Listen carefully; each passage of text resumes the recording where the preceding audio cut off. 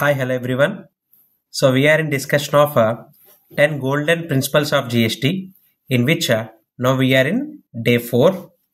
Now we are going to have a discussion on rule number 86B of CGST rules, which deals with 1% of GST payment should be paid through cash ledger only. అంటే యూజువల్గా మనం monthly GSTR 3B file చేసేటప్పుడు మనం credit ledger వాడుతూ ఉంటాము. Credit ledger సరిపోకపోతే cash ledger వాడుతూ ఉంటాము. బట్ ఈ రూల్ నెంబర్ 86B ఏం చెప్పిందంటే in some cases the entire liability కాకుండా in which 1% of the liability should be paid through electronic cash ledger only. అంటే ఇప్పుడు బ్యాంక్ ద్వారా మనం పేమెంట్ అనేది చేయాలి. మనం జిఎస్టీ వెబ్సైట్లో లాగిన్ అయిన తర్వాత క్రియేట్ చలాన్ కొట్టి 1% of the tax liability we should have to pay through cash ledger. Whether is it applicable for all the cases? That is what here we are going to learn in this session. ఈ point చాలా మంది తెలియకపోవటం వల్ల ఇప్పుడు మనకి audits పడ్డప్పుడు కానీ మనకి show cause notice ఇచ్చినప్పుడు కానీ ఈ 1% అనేది ఎడిషనల్ లయబిలిటీ అయిపోతుంది.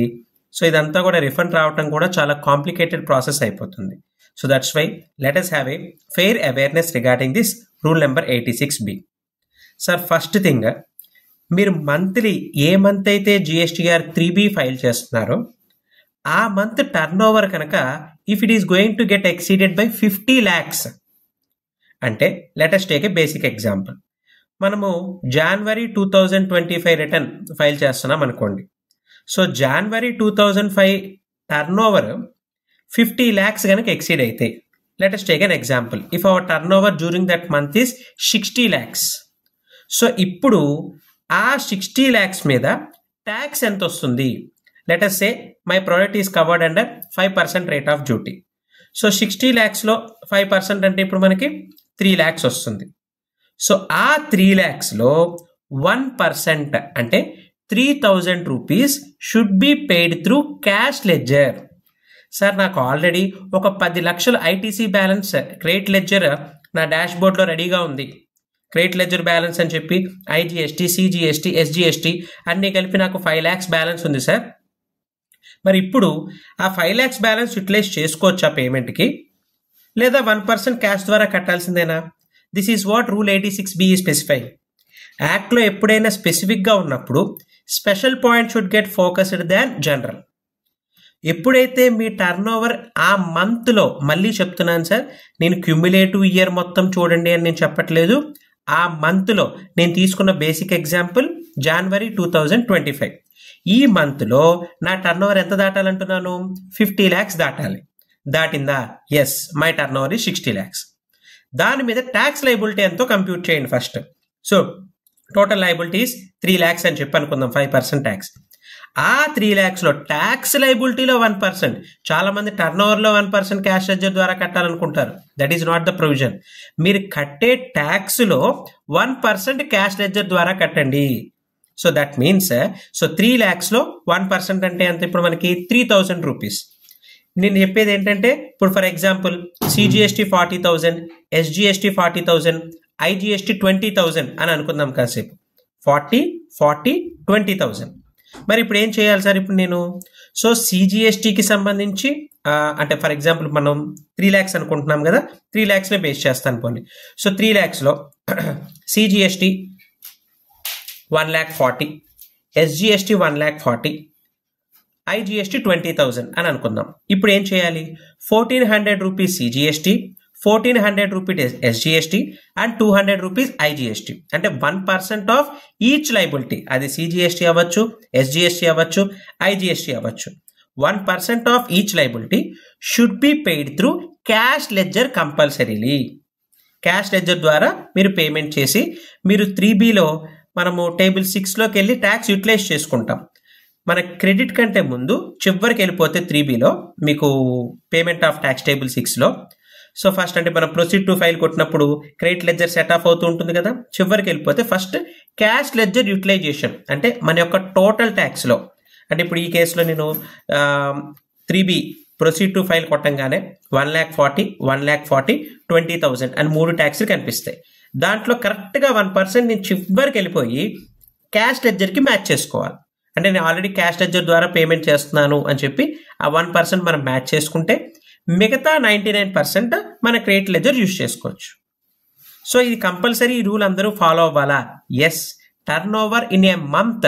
సార్ మాకు ఇయర్ అంతా బిజినెస్ ఏ లేదు, ఉన్నది ఒకే ఒక్క మంత్లో మా బిజినెస్ ఉంటుంది, ఆ మంత్లో మా టర్న్ ఓవర్ 80 lakhs అయింది sir. Even though for this cases also this will be applicable. ఒక నెలలో 50 లక్షలు దాటిందంటే మీరు ఈ 1% క్యాష్ లెడ్జర్ ద్వారా కట్టాల్సిందే.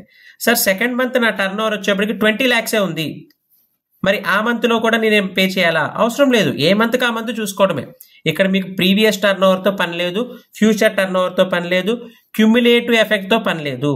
స్ట్రైట్ అవే ఆ మంత్ మీరు ఏ మంత్ 3B వేస్తున్నారో ఆ మంత్ కనుక if your turnover has exceeded 50 lakhs then tax లైబిలిటీలో 1% క్యాష్ లెడ్జర్ ద్వారా కట్టాలి.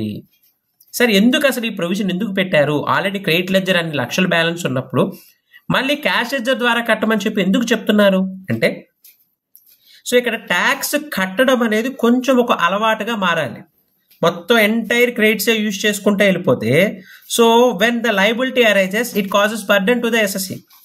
దట్స్ వై మీ ట్యాక్స్ కట్టించడం అనేది కొంచెం అలవాటు చేద్దామనే ఉద్దేశంతో so government has introduced this rule number 86B and specified that just 1% of your liability cash ద్వారా కట్టండి చాలు అని చెప్పన్నారు. బట్ సార్ ట్యాక్స్ కట్టడం అలవాటు చేయడం ఏంటి సార్? మేము వేరే రకాల ట్యాక్సెస్ చాలా కడతాము.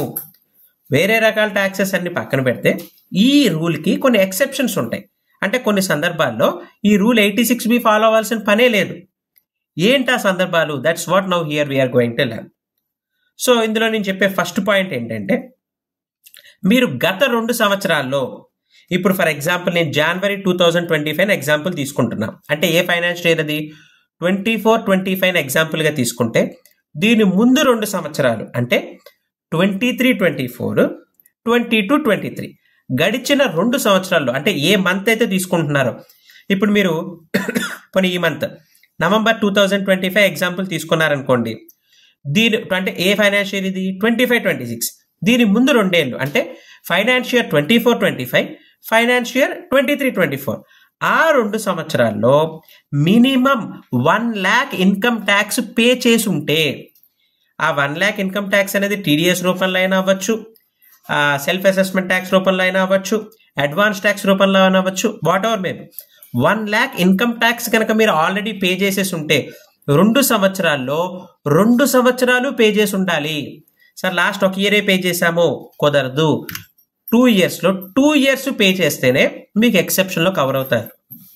సార్ ఒకవేళ మీకు కట్టకపోయి ఉంటే ఐటీ ఏం చేయాలి? వెరీ సింపుల్, ఇప్పుడు 1% క్యాష్ లెడ్జర్ ద్వారా పేమెంట్ చేయండి. ఇది ఎవరికి ప్రాబ్లమో కూడా చెప్తాను. కొత్తగా న్యూ బిజినెస్ స్టార్ట్ చేసిన వాళ్ళు, న్యూ ఎస్ఎస్సి అయినట్లయితే ప్రీవియస్ ఐటీ రిటర్న్స్ ఉండవు, ప్రీవియస్ జిఎస్టీ రిటర్న్స్ ఉండవు. ఈ మంత్లోనే టర్న్ ఓవర్ కనుక 50 lakhs దాటిపోయింది అనుకోండి, సో అలాంటి వాళ్ళకి ఇక్కడ మనకి ప్రాబ్లం అనేది అరైజ్ అవుతుంది అనమాట. సో వాళ్ళు బిగినింగ్ ఆఫ్ ద బిజినెస్ అయినా సరే 1% should be paid through cash ledger అని చెప్పి మనకి ఇక్కడ స్పెసిఫై చేశారు. So this is what the base thing regarding rule number 86B. దాని ఒక ఎక్సెప్షన్ ఏం చెప్పాను? ఇన్కమ్ ట్యాక్స్ కనుక ఆల్రెడీ 1 lakh లాస్ట్ 2 yearsలో 1 lakh అంటే ఎబో పే చేసి ఉంటే అదొక ఎక్సెప్షన్ కింద చెప్పాను. ఇది మాత్రమే కాదు, ఇంకా కొన్ని ఎక్సెప్షన్స్ ఉన్నాయండి. ఏంటి ఎక్సెప్షన్స్ అంటే, if it is a partnership firm, మీ ఎంటిటీ కనుక పార్ట్నర్షిప్ ఫర్మ్ అనుకోండి, మీ మేనేజింగ్ పార్ట్నర్ ₹1,00,000 కంటే ఎక్కువ ట్యాక్సెస్ కట్టేసినా సరే ప్రీవియస్ ఇయర్స్లో అప్పుడు కూడా అవసరం లేదు అని చెప్పి. And if yours is a company, మీ యొక్క మేనేజింగ్ డైరెక్టర్ కనుక so 1 lakh or more previous 2 yearsలో ట్యాక్సెస్ పే చేస్తే సో అప్పుడు కూడా కట్టాల్సిన అవసరం లేదు అని చెప్పి స్పెసిఫై చేశారు. సో ఇంతే కాకుండా so what else they have specified here is if your entity is an HUF, మీరు ఒక హెచ్యుఎఫ్ అయినట్లయితే మీ కర్త కనుక హెడ్ ఆఫ్ ద ఫ్యామిలీ ఎవరైతే ఉన్నారో అతను ప్రీవియస్ ఇయర్స్లో కనుక more than 1 lakh tax payment చేసినట్లయితే సో అప్పుడు కూడా ఎక్సెప్షన్ కింద స్పెసిఫై చేశారు. సార్ ఇది ఒక్కటేనా? ఇది ఒక్కటే కాకుండా ద మెయిన్ ఇంపార్టెంట్ ఎక్సెప్షన్ మరొకటి ఉంది. ఏంటా ఎక్సెప్షన్ అంటే, so let us be very careful regarding this exception. ఏమని చెప్పి స్పెసిఫై చేశారంటే ఈ ఎక్సెప్షన్లో, మీరు ఫర్ ఎగ్జాంపుల్ నవంబర్ 2025 రిటర్న్ గురించి మాట్లాడదాం. అప్పుడు ఏంటంటే April to this November April నుండి నవంబర్ వరకు మీ టర్న్ ఓవర్ ఎంత ఉంది. సరే, ఏప్రిల్ టు నవంబర్ వచ్చేటప్పటికి మా టర్న్ ఓవర్ 3 crores అయిపోయింది. ఆ 3 crores మీద ట్యాక్స్ లైబిలిటీ ఎంత వస్తుంది? 5% అనుకుంటే 60 lakhs వస్తుంది. ఆ 60 lakhsలో 1%. సో ఆ 60 lakhsలో ఇక్కడ చెప్పేటప్పుడు ఎగ్జాంపుల్కి చెప్తున్నా, 60 lakhsలో 1% వచ్చేటప్పటికి ఏంటంటే మనకి ఇక్కడ సో అరౌండ్ 60,000 రూపీస్. ఆల్రెడీ గడిచిన నెలల్లో అంటే ఏప్రిల్ టు అక్టోబర్లో 60,000 కంటే ఎక్కువే ట్యాక్స్ పే చేశాను. అంటే క్యుములేటివ్లీ ఈ ఇయర్ బిగినింగ్ నుండి ఈ ఇయర్ ఇప్పుడు నవంబర్ 2025 ఎగ్జాంపుల్గా చెప్తున్నాను. క్యుములేటివ్లీ ఏప్రిల్ టు నవంబర్ కనుక మీకు అయ్యే ట్యాక్స్ లైబిలిటీలో 1% ఆల్రెడీ గత నెలల్లో నేను క్యాష్ ఎడ్జర్ ద్వారా ఒకప్పుడు కట్టేస్తున్నా. ఒక నెలలో మొత్తం క్రియేట్ అయిపోయి ఒక 2 లక్షలు క్యాష్ పేమెంట్ కట్టాల్సి వచ్చింది. సో అటువంటి వాళ్ళకి ఈ రూల్ ఎక్సెప్షన్ కింద చెప్పారంటే మీరు ఆల్రెడీ పే చేశారు కాబట్టి మరలా పే చేయాల్సిన అవసరం లేదు అని చెప్పి ఎక్సెప్షన్ కింద స్పెసిఫై చేశారు. సో ఈ పాయింట్ అందరికీ అర్థమైందని అనుకుంటున్నాను. Let me repeat once again. Cumulatively మీరు ఈ నెల 1% అనేది 50 lakhs దాటడం వల్ల 1% ఆఫ్ క్యాష్ మీరు క్యాష్ లెడ్జర్ ద్వారా కట్టాలి అన్న మీ రూల్ మీకు అప్లికబుల్ అయిందే అనుకోండి. అప్పుడు మీరు ఏం చూసుకోవాలంటే ఈ ఇయర్ బిగినింగ్ నుండి టిల్ డేట్ వరకు ఈ మంత్ వరకు మీ యొక్క టోటల్ టర్న్ ఓవర్ మీద ట్యాక్స్ ఎంత ఉందో లెక్క పెట్టండి ఫస్ట్.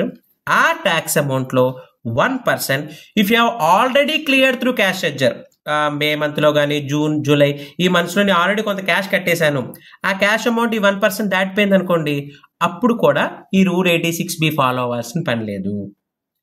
ఇది మిస్ అయ్యి ఈ రూల్ 86B ఎవరైతే ఫాలో అవ్వలేదో రేపు పొద్దున ఆడిట్ పడ్డప్పుడు ఈ 1% అమౌంట్ ఎడిషనల్గా క్యాష్ లెడ్జర్ ద్వారా కట్టమంటున్నారు.